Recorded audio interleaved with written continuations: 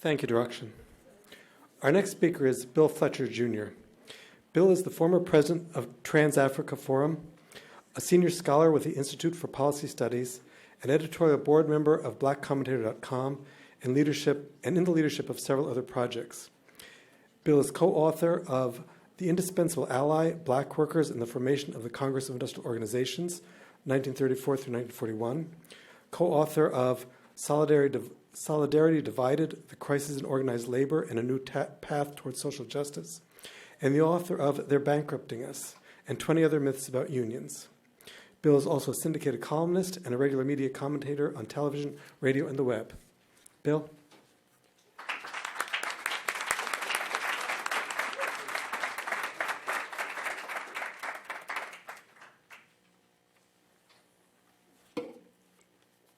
Thank you for that. Good evening.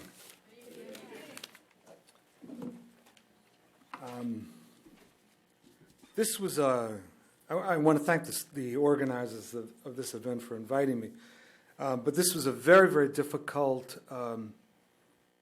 panel to prepare for. And we had a conference call the other day to talk about it, and at the time, I was asked, well, what are you going to speak about? I said, I have no idea. And then I was having a discussion with David Swanson. I said, part of the problem when you have a workshop that's entitled The Racism of War, it's sort of like having a workshop on space travel, that it is so vast a topic that it's hard to figure out where to begin. And then I had an epiphany. So what I'm going to talk about this evening is the racial settler state and the question of war. So in order to understand the United States and its approach to war, you have to begin with appreciating something that was just mentioned, that in addition to an empire, it's being a site of an empire, you need to understand the construction of the racial settler state. Now, this is also very important for understanding U.S. politics. If you want to grasp the Donald Trump phenomena, it doesn't make sense outside of a broad understanding of the fact of the U.S. being constructed as a racial settler state. So that for most of Trump's base, and I support the idea of calling them deplorable, hey, listen. So for most of his base, the United States is and should be a white republic to which the rest of us are guests. And some of us are wanted and some of us are not. So what do we mean by a racial settler state? So settlers, in coming to a particular territory, seek the removal of an indigenous population, along with the creation of a racial hierarchy of subsequent domination. Now, removal, in other words, this is not just colonialism. It's a subset of colonialism. It's not just setting up territory. It's basically coming to a particular place and saying that the indigenous population will be removed. The settler state is not seeking any kind of mixture with the indigenous population. It is seeking, it will rape them, but it is not interested in mixing with them. It seeks their removal, and the removal can be annihilation, or the removal can be just forcing people off the land. And so we have many examples of racial settler states on this planet, the United States being a very successful one.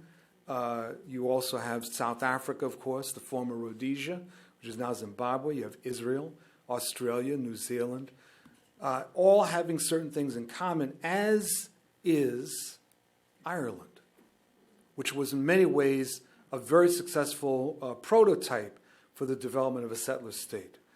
The U.S. constructed a settler state, or was constructed as a settler state, beginning during the colonial period, beginning actually in 1607. But it was in the 1600s that race was introduced as a system and ideology of oppression and social control. In other words, the settlers came here with a very explicit aim of removing the indigenous population, coming to North America, coming to the 13 colonies.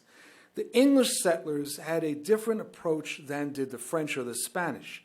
The English The French and the Spanish the French came to North America, particularly to set up trading colonies to get various kinds of products to be sent back to Europe.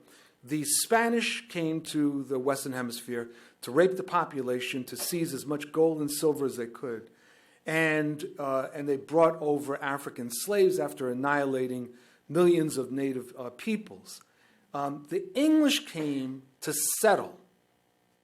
It was a different aim. They came to settle. And they came, in coming to settle, they did not look at the indigenous population as in any way serving a part of the future of the settler state. So in each case when you have a settler state, wars are justified in connection with a notion of racial inferiority. Wars being carried out against subordinate populations. One thing that's very interesting as a side note is that and it's not credited enough when we talk about U.S. history, that the U.S. War of Independence was to a great extent triggered by the Proclamation of 1763, which was the English agreement with the native populations to stop settlements west of the Appalachian Mountains. So if you look at the Declaration of Independence and other things, you see that what really pissed off the settlers was that they were being told they could no longer go west of the Appalachians. It was a very shrewd move on the part of the Crown because it wanted to figure out both how to control the colonists, but also how to work it with the indigenous population. And the British, developed that into a science. The very notion of war in North America then ends up having two different interpretations. You have formal wars against recognized states and against European populations. All wars are vicious, and those wars were definitely vicious. But they had certain rules, even in the 16th, 17th, and 1800s. Then you have racial wars against subordinate populations, such as Native Americans, African American Maroons, Mexicans, and at the end of the 19th century, against Filipinos when the U.S. invaded and occupied the Philippines. And in racial wars, there are no rules. The only rule is a rule of success, and to turn any massacre into a victory on the part of the settlers, and any victory on the part of the indigenous into a massacre. Now, one of the things that's really interesting when you look at the end of the 19th century, which again is really understudied, except by some people on the left, was the Filipino-American War. The Filipino-American War was a war of racial annihilation against the Filipino people. The U.S. entered into the Spanish-American War in order to grab former Spanish colonies. They went into the Philippines when the Philippines was on the verge of winning independence. Not winning peacefully, Filipino revolutionaries had basically kicked the rear of the Spanish. And there were only a few installations left, including Manila. The U.S. moves in, and the Filipinos initially saw the U.S. as allies. That was an unfortunate estimate. The U.S. moves in. There's a certain very tense period between U.S. occupation troops and the Filipino forces, the Filipino government, and then the U.S. provoked a war. And in this war, and it is very interesting when you read about this, that President McKinley claimed to have had an epiphany from God. And one of the things I should say something about settler states is that God is a very important factor in every settler state. And that God, it's really interesting when you look at this, because what happens is that there's this telephone line between God and the settlers. And it always exists. If you look at Northern Ireland, you look at South Africa, you look at the United States, God always tells the settlers, this is your land, right? This is your land, you can have it. Now, why God doesn't get on another phone line and tell the indigenous people, hey, I cut a deal with them, it's time to move, I hope you really understand, sorry, right? But that never seems to happen, right? So God always is introduced in every settler state, And what's interesting about what happened in the case of the Philippines is that McKinley has an epiphany. And he basically says, oh my goodness, I was walking around and then I had this revelation from God that we really have to take the Philippines. And it's our duty. It was sort of the white man's burden thing. And he proceeds with this war, a war in which more than 2 million people were killed, 2 million Filipinos in the period of roughly 1899 to more or less 1913. Now, this war was, I said before, it was a war of racial annihilation. It's very interesting to watch what happens when the U.S. troops enter into the Philippines. They immediately, and this becomes relevant when we look at the both wars with Iraq, and you'll get my point in a second. The white soldiers immediately transformed this into a war against blacks. In fact, and forgive me for using the term, but this is what it was called. They called the war a nigger-killing business. You can look it up. That's what they called it. And they treated the Filipinos, and you see this in the propaganda of the time, they treated the Filipinos as simply smaller black people. And so there was this essentially war of annihilation that was carried out against the Filipinos. It was a very unpopular war, by the way, in the United States for two different and sort of odd reasons, but I'll get into that. And there were also mutinies that took place in the Philippines with U.S. troops. And there were some defections. One of the most famous was a defection by a black soldier named David Fagan, who goes over to fight on the side of the Filipino insurgents and becomes an officer in their military and was never captured by the United States. Now, their opposition to the war is also important in terms of the notion of the racial settler state, because the opposition fell into two camps. One camp was a camp that basically said, we should oppose this war. Why? Because we can't bring in more colored people into the white republic. And no exaggeration. And these were people, many of them considered themselves anti-imperialists. And so their objection to the war was that they saw the war as contaminating the gene pool of the white republic.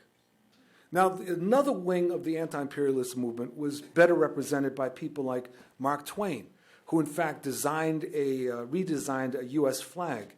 And I remember, I'm old enough to remember a cover from the famous Ramparts magazine from the 1960s that had this redesigned flag.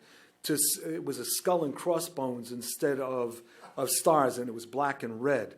And so you had people like Mark Twain that were opposing the war, not because of this idea of polluting the white republic, but because they saw the war as wrong, simply wrong.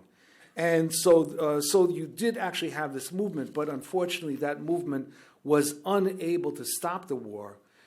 And as the war went on, and many of us are familiar with this, people tired in the United States, and then when the Filipino forces were formally defeated, the anti-imperialist movement, for all intents and purposes, fell apart.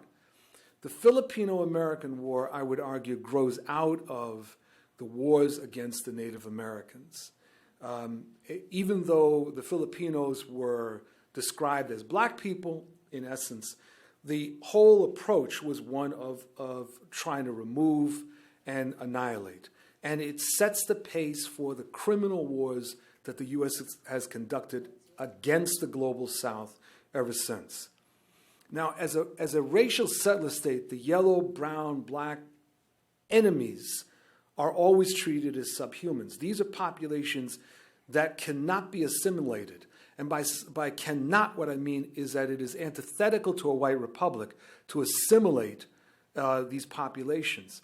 While there was, in different times of war with Europeans, certainly discrimination against populations that were ethnically tied to them. For example, discrimination against Germans during World War I. That discrimination does not in any way compare with the treatment of Japanese during World War II. And another odd thing is that German prisoners of war during World War II were treated better than African American soldiers. So German prisoners of war in troop trains and buses going through the U.S. South could go into locations that African American soldiers were prohibited from entering. So to appreciate the racism of so many of these wars in the U.S., you must reflect on the construction of the U.S. and the assumptions inherent in its development as a racial settler state. Thank you very much.